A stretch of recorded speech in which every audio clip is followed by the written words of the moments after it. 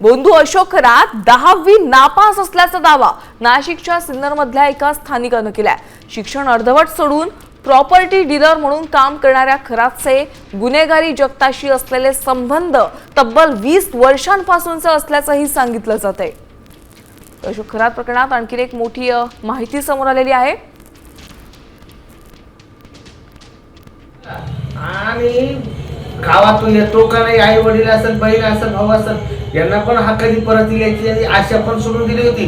तो काळ जरा मागे बघितलं तर त्यांनी पण हा येतो का नाही परत यायची, या सगळ्यांना ही आशा सोडून गेली। हा गेला, हा 22 वर्षांनी गावात आला, नातेवाईकात आला आणि अशोक खरात आहे हे सगळ्यांना लक्षात आहे। आणि लोकांच्या पुन्हा याच्या गर्भ स्मृतीमधला जुन्या आठवणीतल्या लोकांना पुन्हा अशोक आठवला।